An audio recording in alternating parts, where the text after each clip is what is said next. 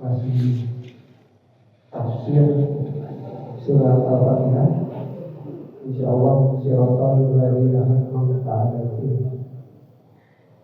Semoga Allah mudahkan kita dalam beribadah, Allah mudahkan kita dalam beribadah, dan Allah jadikan yang bermanfaat untuk kita semua. Salawat serta salam semoga selalu tercurah kepada Nabi besar Nabi Muhammad SAW, pada seluruh keluarganya, seluruh sahabatnya, dan seluruh umatnya hingga akhir zaman nanti, dan kita termasuk dalam golongan umat yang bisa istiqomah mengikuti ajaran beliau dan kita berharap mendapatkan syafaat di hari nanti. Amin ya Allah. Jemaah, insyaallah 60 menit ke depan kita akan mengikuti kajian, dan bila ada waktu semoga nanti ada sesi tanya jawab yang akan langsung diikuti oleh Ustaz. Pak Ustaz, kami persilakan. Terima kasih. Wassalamualaikum warahmatullahi wabarakatuh. Bismillahirrahmanirrahim. Assalamualaikum warahmatullahi wabarakatuh. Bismillah, alhamdulillah, wassalatu wassalamu ala rasulillah wa ala alihi wa sahbihi wa wala. Raditu billahi rabban wa bil islam dinan wa bi Muhammadin nabiyyan wa rasulah. Bapak dan ibu-ibu, anak-anak jamaah sholat subuh Masjid Al-Ukhwah rahmatullah. Insyaallah pada pertemuan kita kali ini kita akan membahas bagian terakhir dari Quran Surat Al-Fatihah.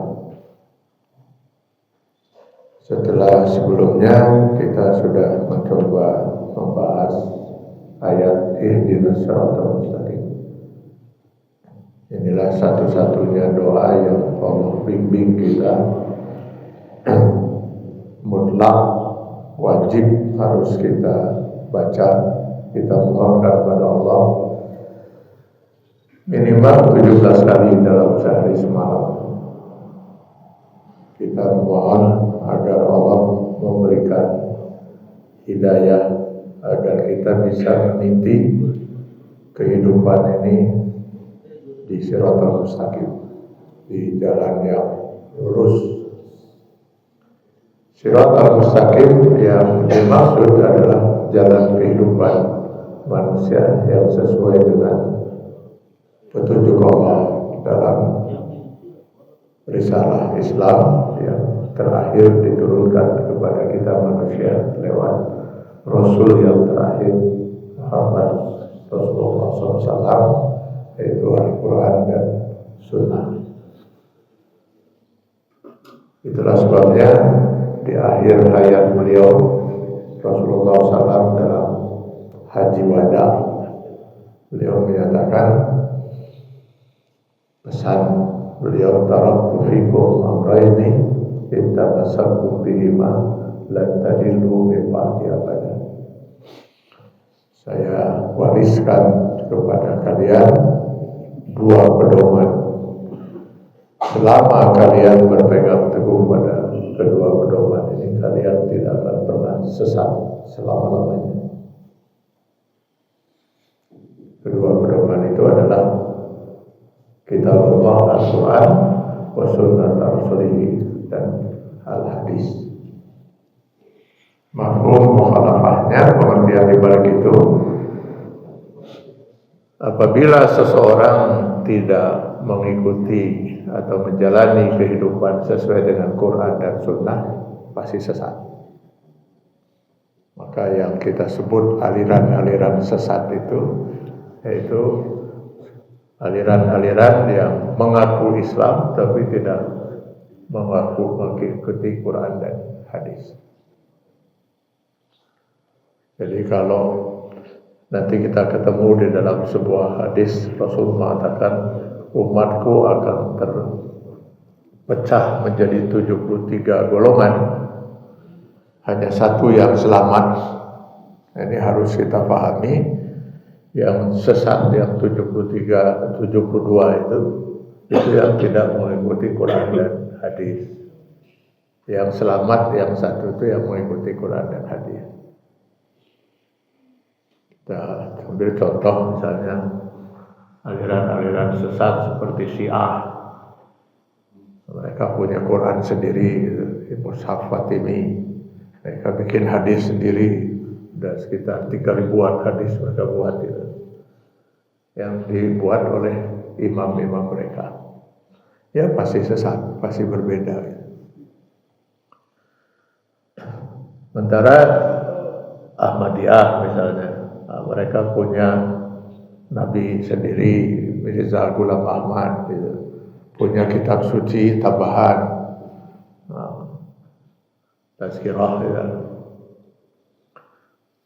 Pasti sesat. Itu pasti termasuk yang 72 yang sesat itu. Tetapi selama kita berpegang pada Quran dan Sunnah, ya termasuk yang satu yang tidak sesat itu. Kalaupun terjadi perbedaan, bukan karena tidak berpegang pada Quran dan Sunnah, tetapi berbeda mungkin dalam memahami Sunnah itu. Karena hadis Rasulullah SAW itu jumlahnya ribuan, dan tidak semuanya itu setelah diteliti bersumber dari Rasulullah, hadis itu. Jadi ada hadis-hadis palsu gitu. Jadi dulu begitu Rasulullah SAW wafat, banyak orang bikin hadis, nah, itu seperti si bikin 3.000 hadis itu.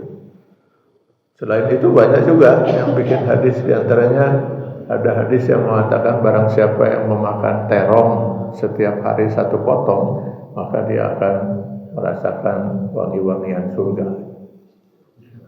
Itu setelah diteliti ternyata sumbernya itu dari tukang terong. Jadi dia bikin hadis seolah-olah itu pernyataan Rasul supaya terong dia laku gitu. Jadi ini sudah selesai itu, hadis-hadis sudah di. Nah, perbedaan yang lain mungkin terjadi karena memang tidak ada hadis untuk masalah yang sedang dipermasalahkan. Hadisnya tidak ada. Dan itu yang sangat banyak sekali permasalahan hidup kita yang pada waktu di masa Rasulullah dan para sahabat belum terjadi itu, seperti kondisi kita sekarang. Contohnya di zaman sahabat tidak ada misalnya morfin dan lain sebagainya. Lalu kalau dicari hadis khusus tentang morfin pasti nggak ketemu. Dan banyak hal lain, misalnya soal berkendaraan, itu sholat dalam kendaraan, dan banyak lagi. Atau contoh lain misalnya, salah satu di antara kemudahan yang Allah berikan pada kita untuk menikmati daging dari binatang yang Allah halalkan kita untuk memakannya, itu ya harus disembelih. Jadi ada syariatnya itu, harus disembelih. Tapi kan ada beberapa binatang yang sulit untuk menyembelihnya, Pak. Nangkepnya aja sudah susah. Burung misalnya. Nah, kalau harus disembelih burung, seharian ngajarnya juga mungkin belum tertangkap. Maka oleh Allah dimudahkan kita boleh dengan cara ditembak. Jadi berburu gitu ya, burung, rusa dan lain sebagainya boleh ditembak. Sebelum kita melepaskan tembakan itu, kita niatkan seolah-olah kita menyembelihnya. Bismillah ya Allahu Akbar. Itu ada hadisnya. Cuman permasalahan timbul yang tidak ada pada masa itu. Bagaimana kalau saya sekarang menembak rusa, Pak? Saya lihat ada seekor rusa. Nah, saya niat untuk menembaknya. Saya tembak. Rusanya lari, pelurunya kena seekor kambing. Kambing yang lewat. Nah itu kambing itu halal nggak untuk dimakan? Karena niat saya tadi menembak rusa. Atau misalnya saya tembak seekor burung, jatuh, dia sempat terbang sebentar, kemudian jatuh masuk ke dalam kolam. Permasalahannya ketika saat itu dia sudah mati, Nah masalahnya sekarang matinya si burung itu apakah karena tembakan saya atau karena dia tenggelam? Kalau karena tenggelam kan jadi bangkai. Oh itu timbullah permasalahannya. Jadi timbulnya pendapat para ulama itu bukan karena mereka tidak mengikuti hadis, tidak mengikuti sunnah. Mereka mengikuti, tapi memang hadisnya tidak ada. Kalau mau dicari itu hadisnya nggak akan ketemu itu. Atau sekarang misalnya bagaimana? Maaf ini ya. Bagaimana kalau seorang berzinah dengan binatang? Kan sekarang banyak terjadi itu. Di negeri lain lah itu. Mudah-mudahan kita terlompat ini. Nah, itu misalnya dia menzinahi seekor kambing betina. Apa hukumnya? Apakah dia harus didera atau dirajam sampai mati? Si pria yang menzinahi itu. Terus bagaimana hukum dengan si kambing betina yang telah dizinahi itu? Apakah juga harus dirajam gitu? Lalu sebagian nanti ulama berpendapat apa dosa si kambing? Bagaimanapun dia sudah tercemar karena sudah sempat dizinahi gitu. Nanti ada yang berpendapat ya nggak usah dibunuh karena dia nggak berdosa.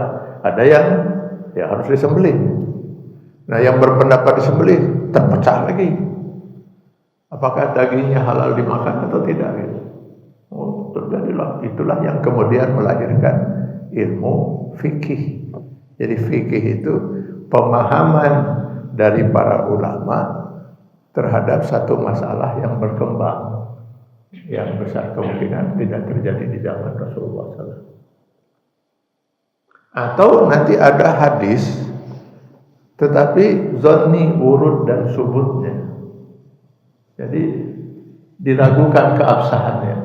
Sebagian mengatakan ini hadis sahih, sebagian lagi meragukan kesahihannya karena dalam satu riwayatnya itu ada yang diragukan kejujurannya sehingga dia menganggap itu tidak bisa dipercaya sebagai hadis. Yang meyakini itu hadis berpegang pada hadis itu, yang tidak meyakini dia lebih baik beristihad karena menganggap itu bukan hadis. Terjadi lagi perbedaan. Atau terjadi lagi perbedaan, hadisnya jelas sahih. Semua ulama sepakat itu hadis sahih. Tapi zonni dalalahnya multi tafsir. Hadis itu bisa lebih bermakna lebih dari satu. Misalnya hadis la sholata liman lam yaqra bi Fatihatil Kitab. Itu hadis sahih. Tidak ada satupun ulama yang meragukan kesahihan hadis itu. Tetapi maksud dari Rasulullah menyatakan tidak sholat bagi orang yang tidak baca Al-Fatihah itu apa? Tidak sholat itu apa maksudnya? Tidak sah atau tidak sempurna. Bisa berarti tidak sah, bisa berarti juga tidak sempurna. Maka Imam Syafi'i beristihad berpendapat bahwa yang dimaksud oleh Rasulullah dalam hadis itu tidak sholat, maksudnya tidak sah. Maka menurut Imam Syafi'i membaca Al-Fatihah bagi setiap muslim yang mampu itu hukumnya rukun. Kalau dia sengaja tidak mau membaca tidak sah. Kata Imam Hanafi, saya berbeda. Menurut keyakinan saya yang dimaksud la sholata itu bukan tidak sah, tapi la takmilus sholat, tidak sempurna. Jadi beliau berkeyakinan membaca Al-Fatihah di setiap rakaat sholat itu bukan rukun tapi wajib. Sah sholatnya tapi tidak sempurna. Imam Syafi'i dan Imam Hanafi pasti dua-duanya baca Al-Fatihah. Kenapa? Yang satu tidak ingin sholatnya tidak sah, yang satu juga tidak ingin sholatnya tidak sempurna. Tapi begitulah terjadi kedudukan hukum. Jadi disinilah ruang istihad. Ruang istihad. Jadi semuanya itu nyunah, Pak. Jadi kalau sekarang ada kelompok yang mengatakan ini kelompok gak nyunah dan lain sebagainya, perlu kita lihat dulu, betulkah dia tidak nyunah? Kalau tidak nyunah berarti bukan muslim. Tidak mau ikut sunnah Rasul sesat gitu. Jangan-jangan dia nyunah, cuman memahami sunnahnya berbeda. Itu Imam Syafi'i, Imam Hambali, Imam Hanafi, Imam Maliki nyunah pisan itu, sangat nyunah mereka itu, sangat mengikuti sunnah Rasulullah SAW. Cuman berbeda dalam memahami sunnahnya. Nah, dalam hal ini Rasulullah sudah mengatakan, man istahada wa asaba falahu ajran. Barang siapa yang beristihad dan istihadnya itu benar, nanti menurut Allah 2 pahalanya. Yang salah 1 pahalanya. Sudah aman. Dengan pernyataan Rasulullah SAW ini berarti tidak ada 1 orang pun, 1 ulama pun, 1 ustadz pun, 1 kiai pun, 1 mustahid pun berhak untuk mengklaim pendapat saya yang benar. Gak ada. Gak ada itu. Jadi mungkin suatu saat kita khusus bahas masalah ini, Pak. Karena saya khawatir pemahaman yang kurang tepat di dalam masalah ini bisa menyebabkan kita jadi tidak bersatu, terpecah belah. Padahal mestinya selama kita masih berpegang pada Quran dan Sunnah, harusnya kita bersatu. Ya, hanya beda dalam memahami sunnahnya. Nanti kita bahas itu, mungkin perlu 2 kali pertemuan untuk membahas itu, supaya kita betul-betul memahami ini. Karena saya melihat kekurangpahaman kita dalam masalah ini, akibatnya lebih-lebih bagi yang tidak ngerti gitu, lalu atibullah fanatik, lalu egoisme, lalu kemudian menuduh yang tidak sama dengan dia itu sudah tidak nyunah gitu. Ini itu perlu kita luruskan. Jadi selama kita berpegang pada Quran dan Sunnah, pasti kita selamat. Dan nggak mungkin kita berbeda. Paling berbedanya itu bukan di hal yang prinsip. Nggak mungkin kita berbeda di hal yang prinsip. Rukun Islam kita pasti sama, rukun iman kita pasti sama, gitu kan. Sholat kita pasti sama. Nggak ada satupun ulama berpendapat sholat subuh itu bisa 3 rakaat, nggak ada. Gitu. Jadi haji kita pasti sama, tuh kan. Pasti sama semuanya itu kan. Paling nanti berbeda di urusan curug, gitu. Yang sebenarnya orang nggak punya curug juga bisa sholat. Bahkan yang punya curug saja, kalau tidak digerakkan curugnya sama sekali begitu, sah sholatnya itu.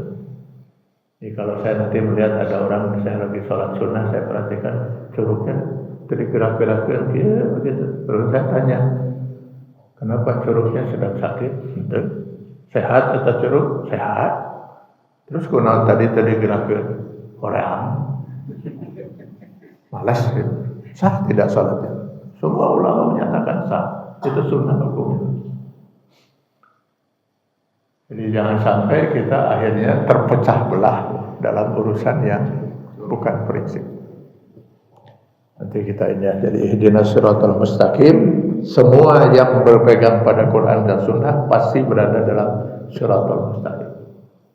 Tidak berpegang pada Quran dan Sunnah keluar dari siratal mustaqim. Sudah bukan muslim. Nah, kemudian di dalam lanjutan ayatnya Allah kemudian mengajarkan kita untuk memohon bukan hanya saja berada dalam siratal mustaqim, tapi siratal mustaqim yang pernah ditempuh oleh para rasul, para nabi. Nah, kita ingin berada dalam sirat yang sama seperti itu.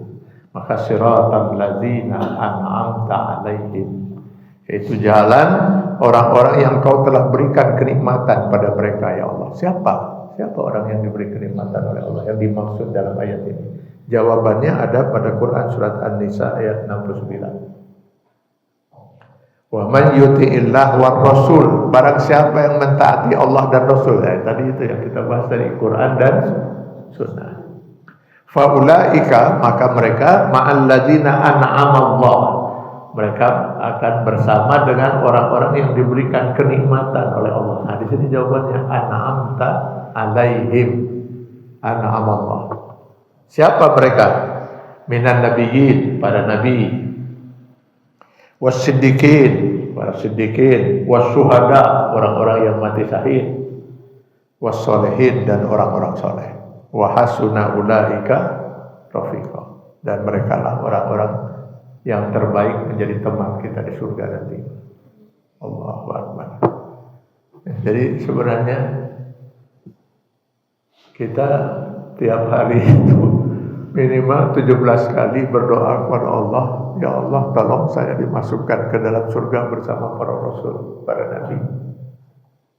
Pertanyaannya, mungkinkah nanti kita di surga? Anggaplah kita masuk surga ya, jangan anggaplah, mudah-mudahan ya. Mudah-mudahan kita insya Allah masuk surga kan? Optimis? Nah, ya sudah, yang penting optimis ya lah. Tapi masalahnya kita bisa sekelas nggak dengan para rasul? Mungkinkah kita sekelas dengan rasul? Kan di surga itu katanya ada 100 kelas, kata Rasulullah. Fiha mi'atun darajah. Mulai dari kelas eksekutif sampai kelas 100. Kenapa dibuat 100 kelas? Karena yang masuk surga itu pasti membawa amal yang berbeda-beda, ya. Demi keadilan Allah menyiapkan 100 kelas.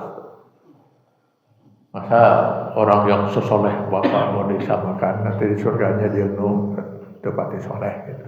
Itu kan. Maka dibuat kelas-kelas itu. Nah masalahnya ada kelas yang disebut kelas Iliyun, kelas tertinggi, Pak. Nah itu kelas para nabi, para rasul. Nah, pertanyaannya, kita bisa nggak berada di kelas itu? Kalau tadi masuk surganya optimis ya, meren. Ya optimis lah gitu ya. Kalau masuk surga, cuman masalahnya bisa nggak kita sekelas dengan para nabi, para rasul? Bisa, Pak. Bisa, sangat bisa. Orang kita 17 kali dalam sehari berdoa itu. Tentu nggak mungkin kita diajar oleh Allah untuk berdoa kalau itu mustahil ya, Pak. Nah, sekarang mari kita lihat dalam sebuah hadis yang diwariskan oleh Anas bin Malik. Jadi suatu kali Anas bin Malik mendengar dialog antara Rasulullah SAW dengan seorang Arabi, seorang Arab Badui. Jadi si Arab Badui ini datang menemui Rasulullah SAW, lalu mengatakan, bertanya kepada Rasul, mata sa'ah, kapan kiamat itu akan terjadi? Jadi mungkin karena dia orang Badui, Pak ya. Orang Badui itu orang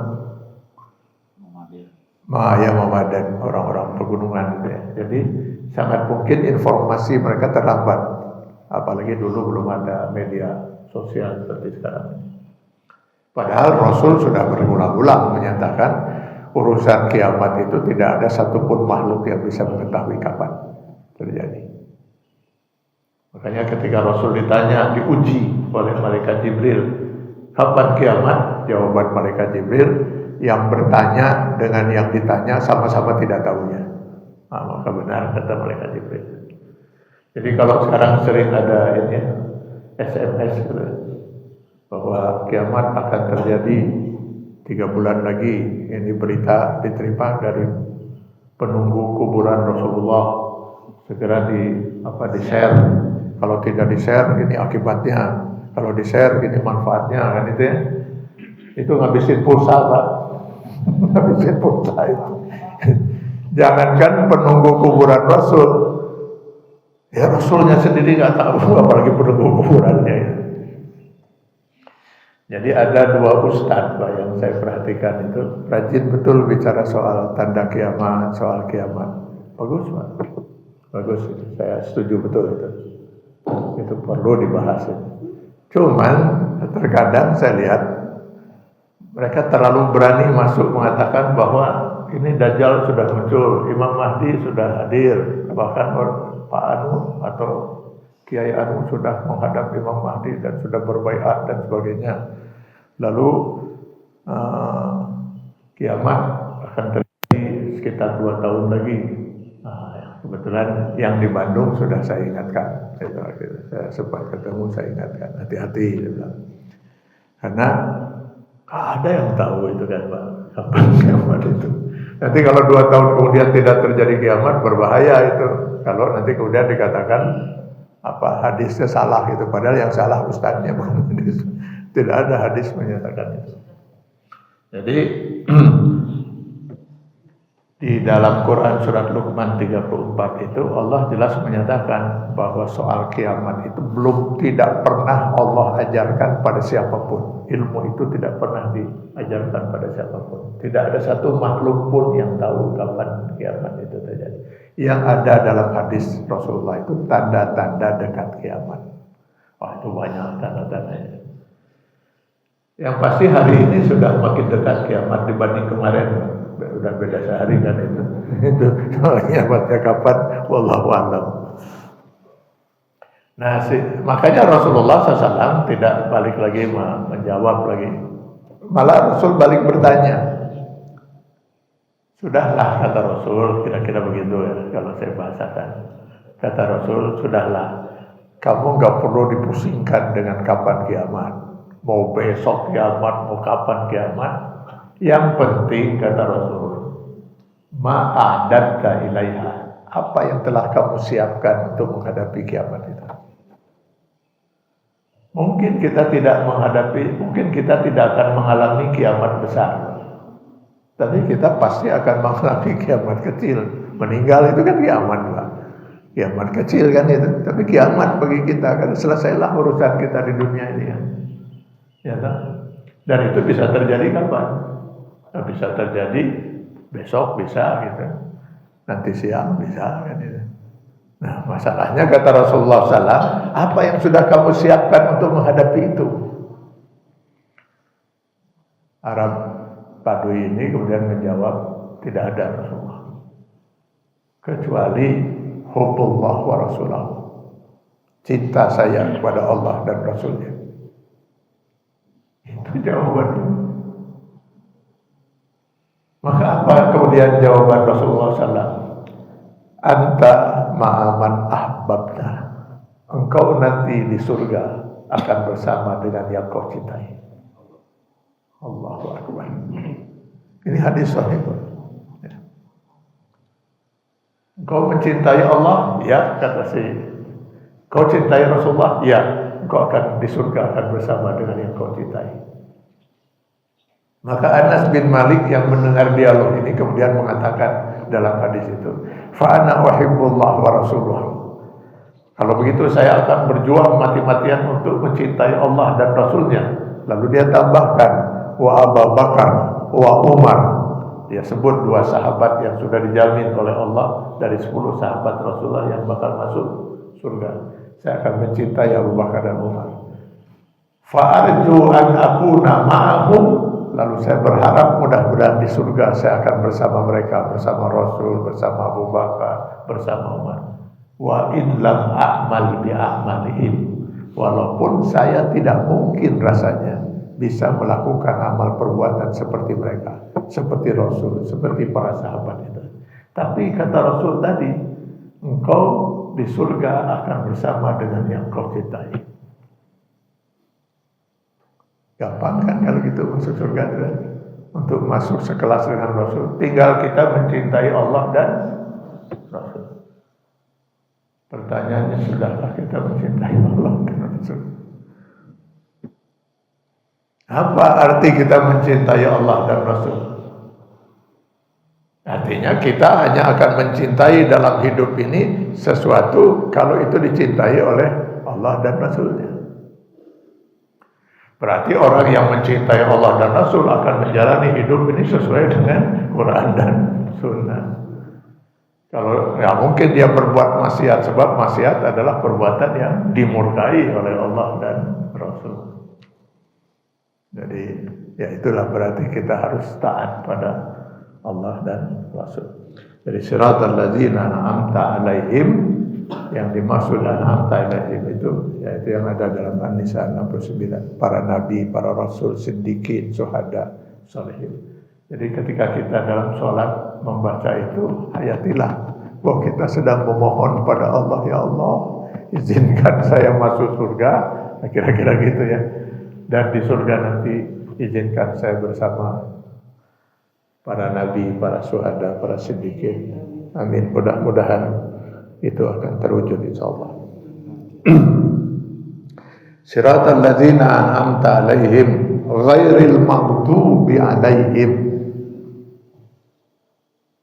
Nah, ini kebalikannya. Jadi siratal ladzina an'amta 'alaihim yaitu mereka yang menjalani kehidupan sesuai dengan Quran dan Sunnah. Selain yang tadi adalah mereka yang sesat. Ghairil maghdubi alaihim, bukan orang-orang yang kau murkai. Ghadiba itu marah, murka. Nah, siapa mereka di sini? Para ahli tafsir menyatakan bahwa yang dimaksud dengan orang yang dimurkai ini lebih tertuju pada orang-orang Yahudi, Bani Israel. Dasar mereka Quran surat Al-Maidah ayat 60. Qul hal unabbiukum bisarrin min zalika masubatan indallah man la'anahu Allah wa ghadiba alaihi. Nah, di sini. Adakah kamu ingin saya tunjukkan dengan yang lebih buruk dari itu, yaitu mereka orang-orang yang telah dilaknat oleh Allah dan dimurkai, wa ghadiba al-maghdub, wa ja'ala minhumul qiradata wal khanazir, lalu Allah laknat mereka menjadi kera dan babi. Ini yang dimaksud adalah Bani Israel. Jadi kalau kita lihat di dalam Al-Quran, Bani Israel ini luar biasa dimanja oleh Allah, tapi luar biasa juga bandelnya. Dan akhir-akhirnya ya Allah murka pada mereka, lalu mereka dilaknat menjadi kera dan babi.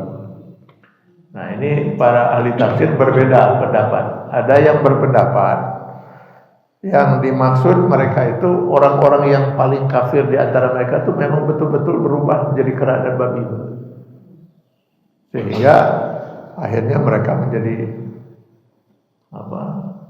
putus asa lah gitu ya, dari bangsa yang mereka klaim sebagai bangsa yang paling mulia, Israel itu.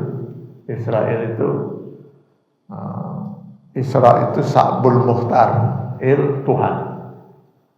Jadi Israel itu bangsa pilihan Tuhan. Mereka mengklaimnya seperti itu. Isra itu bangsa pilihan, Tuhan dalam bahasa Ibrani. Makanya kalau kita baca di dalam Injil itu, ketika ini versi Injil ya, ketika Yesus itu sedang mau digiring ke tiang salib, lalu dia menyeru, ada seruan Yesus di situ, Eli Eli lama sabachthani. Jadi Eli Eli, Tuhan Tuhan, lama sabachthani, kenapa kau tinggalkan aku? Dulu saya pernah berdebat Pak dengan misionaris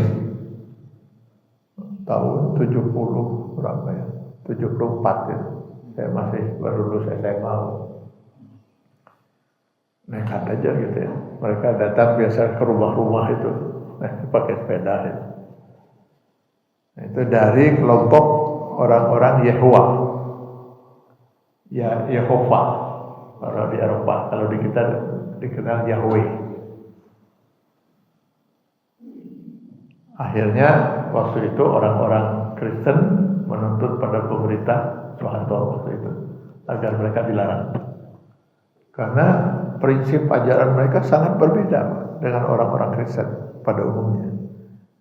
Orang-orang Yahweh itu berkeyakinan Yesus itu bukan anak Tuhan, makhluk ya. Cuman sebelum Yesus itu menjadi manusia, dia makhluk pertama yang diciptakan Tuhan. Jadi sebelum alam semesta ini diciptakan, makhluk pertama yang Tuhan ciptakan itu Yesus. Dalam wujud apa nggak tahu katanya. Lalu Allah kemudian lewat Yesus lah menciptakan alam semesta ini berikut segala isinya. Dan ketika Allah menciptakan manusia pertama Adam, dan Adam berbuat dosa makan buah kurdi, maka Allah mengutus Yesus dalam bentuk manusia, tapi untuk menebus dosa umatnya. Nah, itu prinsip keyakinan mereka. Jadi kita sama katanya dengan Islam, sama-sama meyakini bahwa Yesus makhluk, bukan anak Tuhan. Hanya bedanya katanya kalau dalam Islam itu ada surga, ada neraka. Kalau kita tidak, kita hanya ada surga, tidak ada neraka. Sebab Tuhan kami Tuhan yang maha penyayang, bukan penyiksa. Nah, itu di situ mereka ini. Tentu ini membuat gerah orang-orang Kristen, karena ya mereka bersumber pada Injil, sumber mereka Injil. Itu. Di antaranya mereka mengatakan itu tadi, ya, itu yang juga saya persoalkan. Kalau memang Yesus itu Tuhan, kenapa dia meminta tolong pada Tuhan? Pada waktu dia kan di Injil itu disebut itu, ketika dia mau dibawa ke tiang salib itu, Tuhan, Tuhan, kenapa kau meninggalkan aku? Masa ada Tuhan minta tolong pada Tuhan? Berarti memang dia itu makhluk gitu. Waktu itu diskusinya 3 bulan. 3 bulan ya. Tapi tidak setiap hari, setiap malam Jumat dan Minggu pagi. Jadi berapa kali pertemuan. Mereka sempat kewalahan ketika saya menyampaikan ini. Oke lah, saya terima pandangan kalian itu. Nah, sekarang andai kata kalian yang benar gitu. Sumber kalian adalah Injil. Kalian dah yang benar bahwa Yesus itu bukan anak Tuhan, tapi makhluk ciptaan Tuhan. Berarti orang-orang Kristen, ya orang Kristen, Katolik dan Protestan itu bagaimana menurut Anda? Oh, sesat mereka, sesat. Nah, sebaliknya saya bilang, nanti kalau saya tanya kepada mereka bagaimana tentang Anda, pasti ada yang sesat. Persoalannya, mungkinkah Allah menurunkan sebuah kitab suci di mana manusia susah memahami itu sehingga sesat? Nah, sulit mereka menjawab itu. Bagaimana mungkin Allah menurunkan sebuah kitab suci di mana kitab suci itu susah untuk difahami, saking susahnya sehingga sebagian manusia, mungkin ratusan juta manusia sesat. Kalau kalian yang benar. Tapi kalau misalnya orang Nasrani yang benar, kalian yang sesat gitu. Lalu mereka kemudian mengatakan, apa bedanya dalam Islam? Kan Syiah dengan Islam berbeda gitu. Dengan Sunni itu. Ahmadiyah dengan Sunni berbeda dengan Islam. Nah, saya bilang Anda sudah melanggar perjanjian. Waktu itu saya memberi syarat agar dialog kita itu hanya membahas ajaran mereka yang mereka sebut agama Yehova itu. Tidak boleh nyinggung sedikit pun tentang Islam. Sebab saya keberatan, saya bilang kalau Islam mau dibandingkan dengan ajaran-ajaran seperti ini. Tapi untuk pertanyaan satu ini, oke, saya bilang, saya tanggapi. Syiah itu punya kitab suci lain, yaitu Mushaf Fatimi. Ahmadiyah itu punya kitab suci lain, yaitu Tazkirah. Ya pasti berbeda. Kalau berpegang pada Quran, tidak mungkin berbeda. Ya, kitab suci Al-Quran, Anda kitab suci Injil, kok bisa berbeda? Ini berarti nggak mungkin menurut akal Allah menurunkan satu kitab suci sampai akhirnya manusia tersesat karena susah memahami. Padahal harusnya kitab suci itu memberi tuntunan, menjadikan pedoman. Bukan ini bahkan jadi pedoman malah jadi tersesat gitu. Itu sampai 3 pendeta yang datang waktu itu untuk mencoba menjawab pertanyaan ini, susah juga. Jadi bangsa Israel itu mengklaim dia sebagai bangsa pilihan Tuhan. Eli itu Tuhan. Jadi ibu Eli itu ibu Tuhan. Tapi tidak apa-apa lah Bu Eli tenang kalau itu karena itu bahasa Ibrani lah gitu. Nah, jadi mereka itu kemudian dilaknat. Sebagian itu betul-betul jadi kera dan babi. Lalu mereka tidak mau makan, tidak mau minum, tidak mau melakukan hubungan seksual, punah. Ini menurut sebagian ahli tafsir. Tapi menurut kebanyakan ahli tafsir, mereka mengatakan bukan itu yang dimaksud oleh ayat ini, Pak. Mereka dilaknat menjadi kera dan babi itu bukan berubah dari manusia menjadi kera dan babi. Mereka dilaknat mewarisi sifat kera dan babi. Nah, kalau kita lihat sekarang terasa betul. Saya kebetulan senang binatang, Pak. Sampai sekarang dari kecil, Pak. Itu kera itu binatang yang terkenal rakus, Pak. kera itu kita kasih makan itu. Jadi dulu saya punya banyak binatang di rumah. Salah satunya ya seekor Yahudi, kera. Waktu itu saya beri nama Darwin. Karena Darwin meyakini dia keturunan kera, sudahlah saya beri nama Darwin saja waktu itu si kera itu. Keranya kecil Pak, ya sebesar itu, sebesar. Di rumah itu ada kucing, ada jenis kucing, ada ayam, burung, ikan, banyak lah kita di rumah. Saya nggak suka kalau binatang itu dikurung, Pak. Kecuali burung, tapi saya siapkan tempat yang besar, Pak. Tapi kalau dibuka ya kabur. Jadi si kera ini pun, si Darwin ini saya lepas Pak. Berantakan Pak, satu rumah ini. Gak bisa tenang semua itu. Makanan dia, kita kasih buah-buahan, habis dia makan. Nanti makanan kucing, sikat Pak. Minuman kucing diambil, dia minum. Setelah itu dia buang, ditumpahkan supaya kucing tidak bisa minum lagi kan itu. Nanti kucing sedang tidur, ditarik ekornya. Jadi nggak ada binatang yang tenang oleh keberadaan si Darwin satu itu, si Yahudi. Apa hanya binatang yang tidak tenang? Tidak, kita juga manusia sama, ikut tidak tenang. Naik dia ke atas, Pak. Jemuran yang masih basah diturun-turunin. Maka asisten rumah menjerit lagi, itu baru dijemur, masih basah sudah diturunin. Sampah dikeluarin, semua isi sampah itu, Pak. Kacau sih serumah gara-gara si Yahudi satu itu.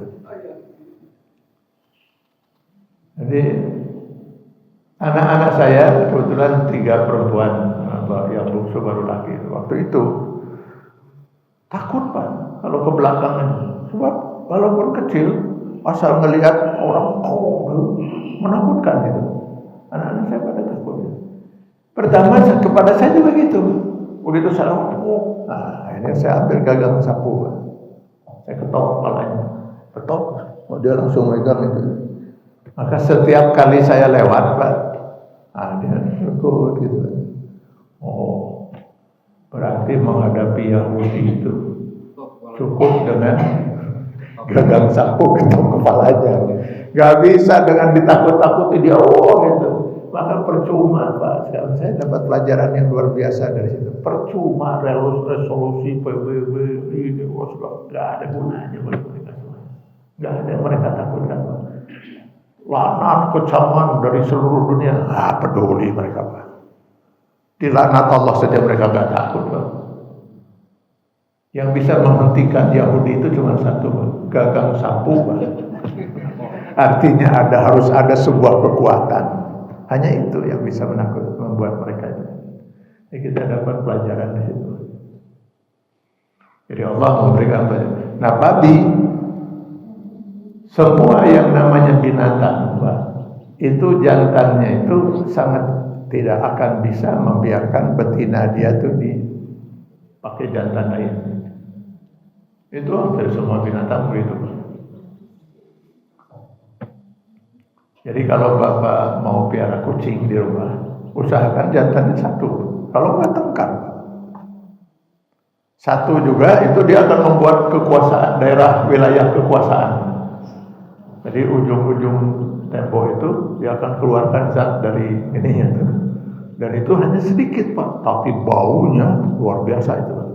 Untuk menandai wilayah kekuasaan dia. Sebab kalau si binatang, si betinanya itu sudah birahi, dia akan manggil jantan Pak. Jadi dia mengeluarkan suara untuk panggilan, sehingga semua jantan yang mendengar itu, oh ini ada yang sedang birahi ini. Ini kucing ya. Kucing itu kalau birahi seperti itu. Maka berdatanganlah jantan itu mendekati suara itu. Nanti begitu dia mencium tadi bau-bau itu, ini bukan air seni Pak, ini air lain Pak. Sedikit airnya tapi baunya luar biasa dan susah untuk hilangnya. Jadi nanti si jantan begitu dia mencium, oh berarti di sini sudah ada jantannya. Nah, tinggal dia intip-intip ini gede atau enggak jantunnya itu, kita kira kuat untuk dilawan atau tidak. Ada yang terus mundur, kan, takut, ada yang mencoba gitu kan, untuk berkelahi. Intinya semua jantan itu tidak akan pernah membiarkan betina dia dipakai oleh jantan lain. Singa sama, burung sama, ayam sama, kelahi itu jantan itu. Satu-satunya jantan binatang yang tidak punya rasa iri terhadap betinanya, babi.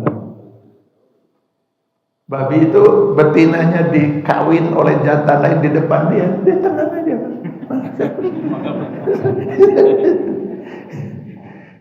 Jadi kalau kita sekarang pernah mendengar di Jakarta itu ada seks party,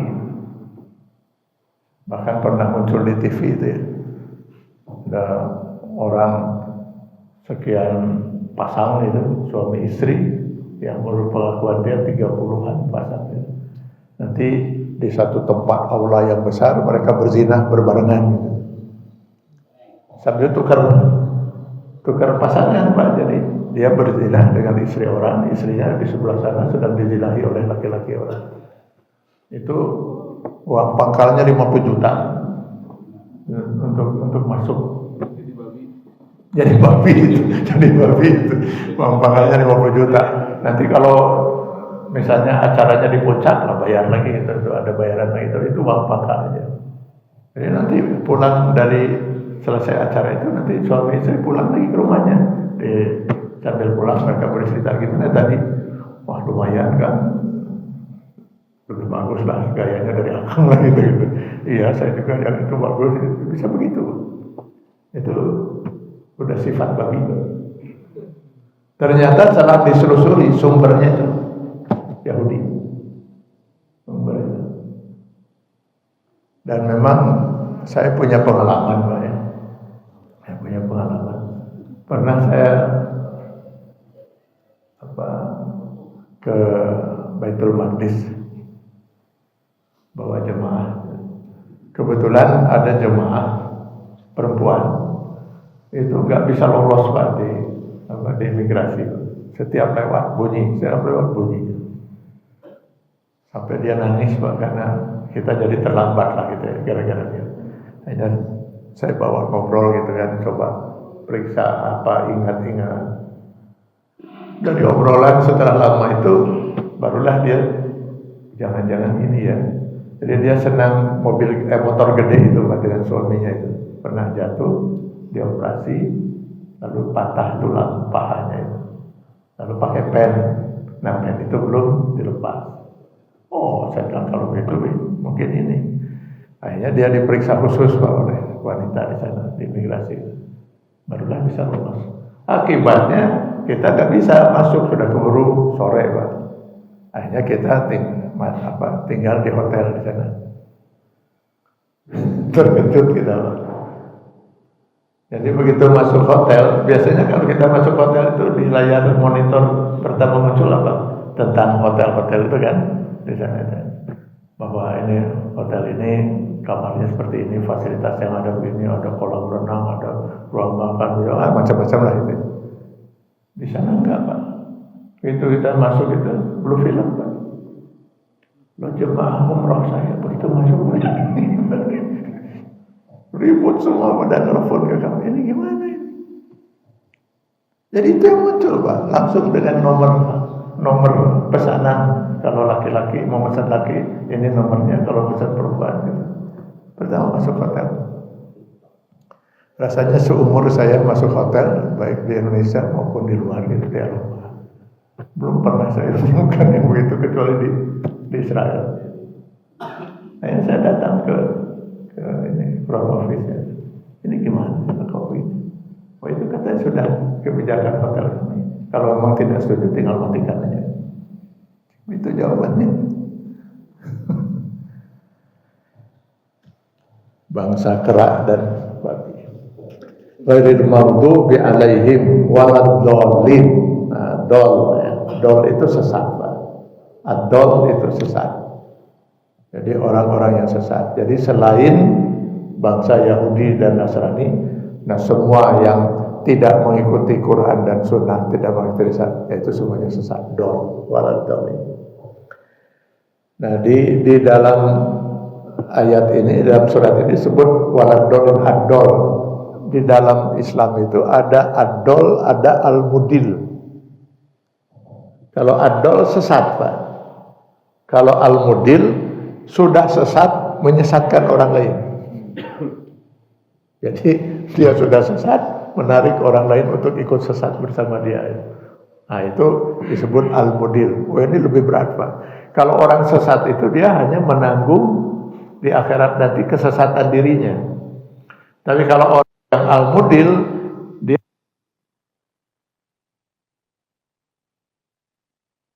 disesatkan. Wah, berat sekali. Lebih berat sekali orang al-mudil. Bisa dibaca di Quran surat An-Nahl ayat 25. Liyahmilu awzarahum kamilatan yaumal qiyamah wa awzaril ladzina wa min awzaril ladzina yudillunahum bighairi ilmin. Mereka akan memikul dosa-dosa mereka secara sempurna dan dosa-dosa orang-orang yang mereka sesatkan. Nah, makanya berbahaya, Pak ya. Ya. Saya pernah, ini hanya ini aja, mungkin mudah-mudahan tidak ada maksud lain. Saya pernah melihat di televisi, hanya kebetulan lewat gitu ya, ada dialog gitu ya, ada seorang bertanya kepada seorang ustadz. Mungkin si ustadz itu kurang memahami yang masalah yang ditanyakan. Tapi untuk menjawab, saya tidak tahu, piraku ya ustadz tidak tahu itu. Hanya dijawab, ya menurut saya itu jawabannya sembarangan. Wah ini berbahaya, apalagi itu di TV yang mungkin didengar oleh sekian ribu orang atau sekian puluh ribu orang. Nah kalau itu memang tidak benar, lalu mempengaruhi orang lain, dia sudah ikut menyesatkan sekian banyak orang. Jadi kalau memang tidak tahu, tidak yakin, ya jawab saja tidak tahu, selesai. Itu. Daripada kita menjawab asal-asalan karena takut. Masa si Ustadz sampai tidak tahu itu? Ya Ustadz kan manusia kan. Kalau nggak tahu ya tinggal jawab saja tidak tahu, daripada dia pura-pura tahu lalu salah, lalu itu diyakini oleh umatnya sehingga umatnya akhirnya menjadi tersesat. Dia harus menanggung kesesatan semua orang yang itu. Ya bayangkan kalau sebuah kebijaksanaan dari seorang pemimpin menyesatkan, dia harus menanggung sekian juta orang-orang yang tersesatkan. Berat itu. Wal itu al-mudil. Jadi ad-dal di sini al-mudil. Amin. Nah, ini amin itu bukan bahasa Arab. Bahasa Ibrani. Jadi sebenarnya dalam surat Al-Fatihah tidak ada itu amin. Ya, Al-Qur'an turun dalam bahasa Arab. Lalu amin ini dari mana? Amin ini diajarkan oleh malaikat Jibril kepada Rasulullah SAW. Malaikat Jibril mengajarkan kepada Rasulullah bagaimana cara melaksanakan sholat. Al-Fatihah dia membaca amin. Jadi amin itu asalnya bukan dari bahasa Arab, bahasa Ibrani. Makanya bukan hanya kita yang mempergunakan itu. Orang-orang di luar Islam juga sama kan, termasuk orang Nasrani. Amin walaupun mengucapkannya rada beda, amin. Ya amin, ada amin, ada karena memang itu bukan dari bahasa Arab. Tapi apakah salah? Memang Malaikat Jibril memang mengajarkan itu, tapi memang itu bukan. Di surat Al-Fatihah berhenti sampai walad dolin, tetapi Malaikat Jibril mengajarkan Rasulullah ketika sholat, saat kita membaca itu membaca amin. Saya kira selesailah mungkin bahasan kita tentang surat Al-Fatihah. Mudah-mudahan kajian kita di surat Al-Fatihah mulai dari ta'awuz, basmalah sampai hamdalah sampai akhir ini bisa membuat kita lebih jauh memahami makna yang terkandung dalam surat Al-Fatihah. Harapannya di samping itu menjadi prinsip hidup kita. Yang kedua, mudah-mudahan ketika kita sholat lebih bisa menghayati saat kita membaca surat Al-Fatihah, sehingga kita lebih bisa menghayati apa yang sedang kita baca. Sampai di sini mungkin ada yang mau ditanyakan, silakan. Alhamdulillah, syukur jazakallahu Ustaz tentang materi. Silakan mungkin pertanyaan singkat kalau tidak ada dari jemaah di Bapak Ibu. Ya, enggak Bu. Ya. Waalaikumsalam warahmatullahi wabarakatuh.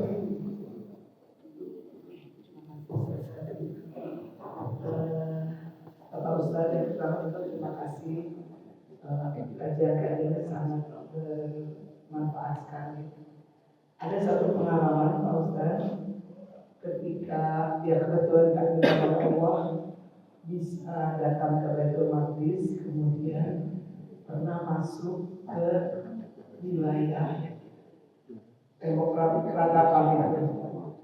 Tidak sengaja saya memang berpakaian seperti ini dan bercadar, kemudian berjumpa dengan dua orang wanita sama juga bercadar dan hitam, cuma yang satu membawa, terlihat tangannya membawa tasbih yang berujungnya salib, kemudian yang satu lagi dengan suaminya yang kerupusnya di Jadi saya menebak yang satu, saya tidak berkata Yahudi, tapi yang satu merasa turunan Yahudi, yang satu merasa turunan Nasrani. Entah bagaimana karena Allah, kami berjumpa ngobrol sambil jongkok itu lihat orang nangis-nangis dan apa-apa.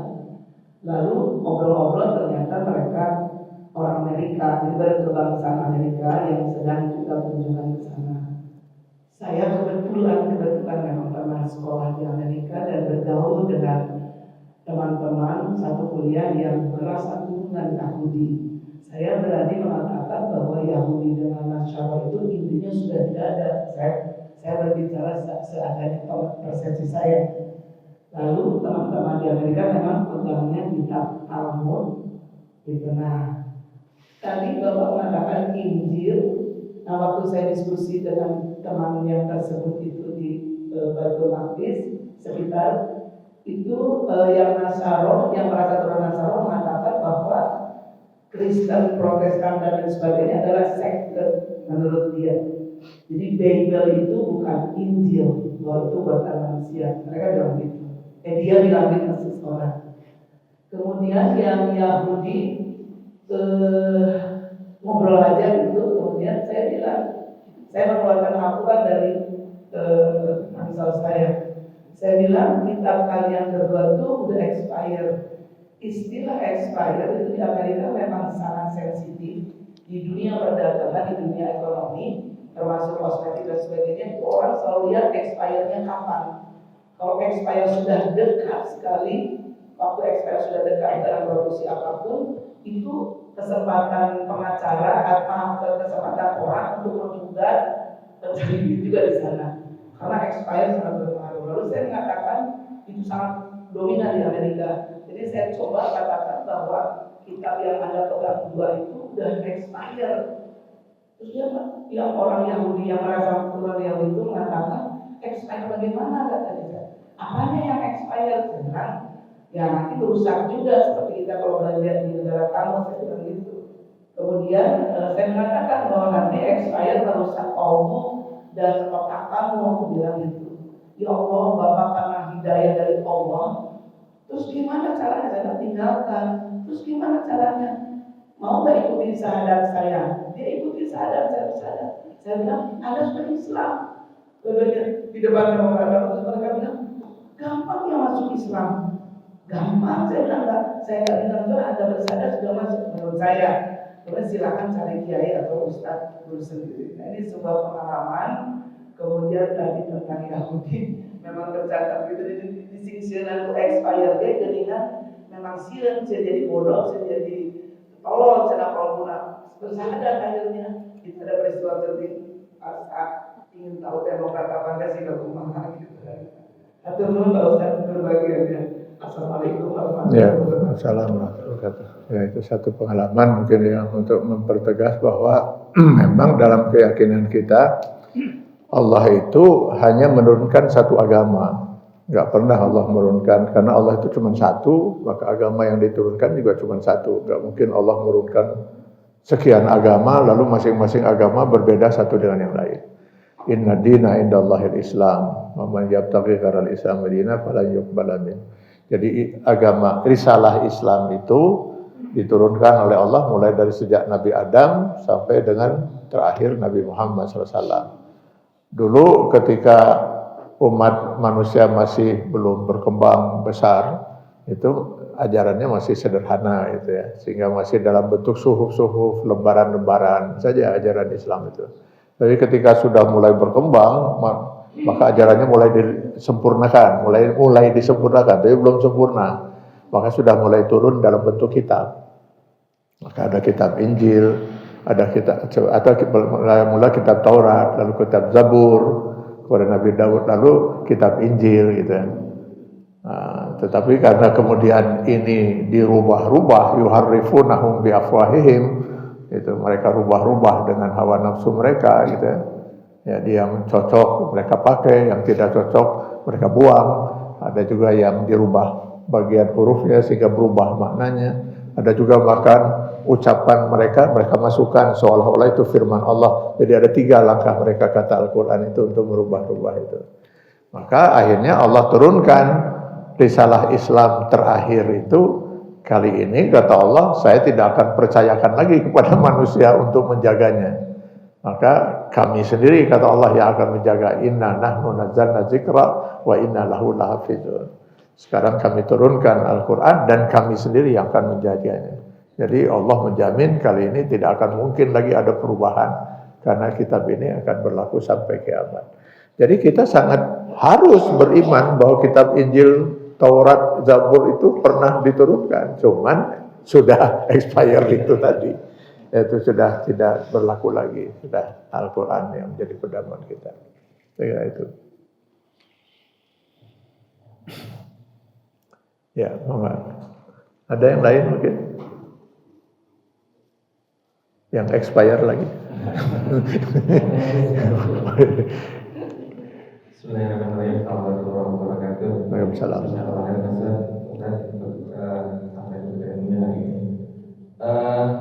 Menyikapi tentang al-kafirun dan hidayah kata Allah. Allah kehendaki, yang Allah kehendaki, termasuk juga hukuman. Nah, yang saya tanyakan terkait dengan orang-orang kafir yang sudah saya alami. Dan kedua, saya mencoba mempelajari karena saya pernah di kuliah di Unpar yang diwajibkan untuk baca kitab video dan ujian itu pakai dulu jawab Al-Quran tapi diperbolehkan. Di beberapa kalimat di Injil ya banyak yang tidak konsisten. Satu saat bilang Trinitas, satu saat bilang Tuhan itu Esa. Akhirnya saya mempelajari bahwa mereka sudah koridor yang sudah dapat hidayah. Dan itu Allah yang diperolehnya. Nah, terkait dengan hidayah untuk kita, seperti orang-orang Muslim dan mukmin, itu juga kan Allah yang kehendaki gitu. Nah, ini saya pertanyakan. Contoh kita mau cari Lailatul Qadar di bulan Ramadan. Itu kan kita perlu mengejar mencari dan alhamdulillah wujudnya dalam hidayah juga. Nah, untuk kita Muslim apakah hidayah itu juga sesuai dengan kehendak Allah saja? Apakah kita juga harus mengejar hidayah tersebut? Itu Ustaz. Enggak. Ya, pertanyaan yang sangat bagus ya. Jadi begini, ada 2 hidayah. Ya, kita sudah pernah dulu membahas itu waktu membahas ihdinas siratal mustaqim ya. Ada 2 hidayah, ada hidayah ad-dalalah, ada hidayah al-maunah. Jadi hidayah dalalah ini sudah diberikan oleh Allah kepada semua manusia. Itu dengan diturunkannya risalah itu lewat para nabi, para rasul mereka sampaikan. Maka wa amma samud fahadainahum. Adapun kaum Samud sudah kami berikan hidayah kata Allah. Hidayah adalah petunjuk, pedoman. Fastahabbul ama 'alal huda, tapi mereka lebih menghendaki kesesatan daripada mengikuti petunjuk. Nah itu, jadi hidayah dalalah itu. Jadi semua dapat hidayah dalalah inilah manusia terbagi 2. Ada yang beriman dengan hidayah itu, maka disebut mukmin. Ada yang menolak, ya disebut kafir. Lalu kemudian ada hidayah al-maunah. Bukan mauneh ya. Ini jangan-jangan kita sudah mulai lapar jadi mauneh.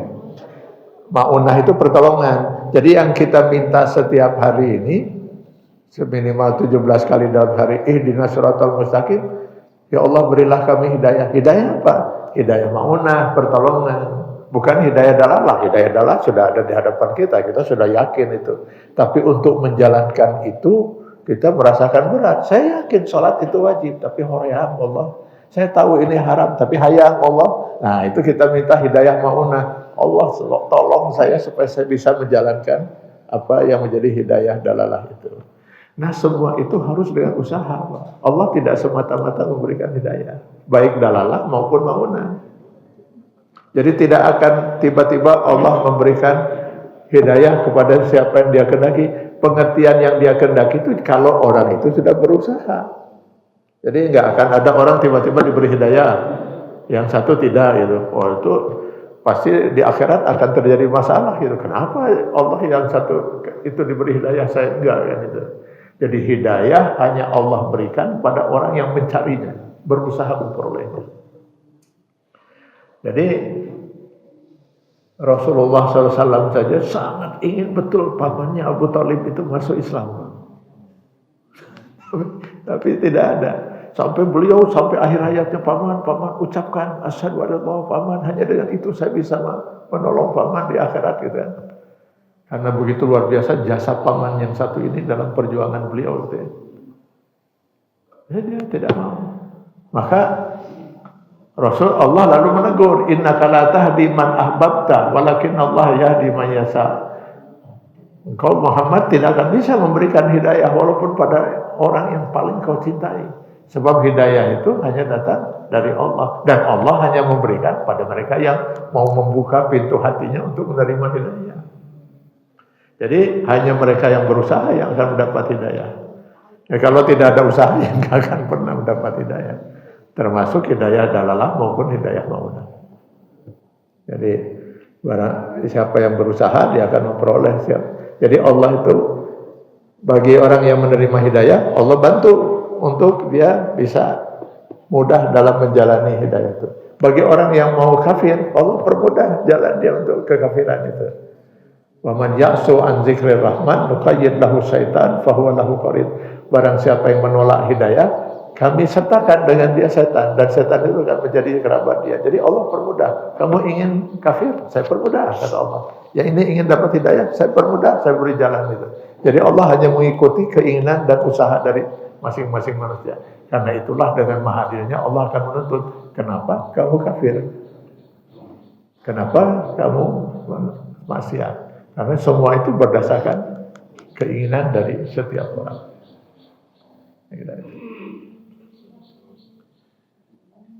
Ya. Baik, kita sampai di sini mungkin pertemuan kita. Semoga kita selalu memperoleh hidayah dan semoga kita selalu berusaha untuk mendapatkan hidayah Allah Subhanahu wa taala. Amin ya rabbal alamin. Terima kasih. Billahi taufiq wal hidayah. Assalamualaikum warahmatullahi wabarakatuh.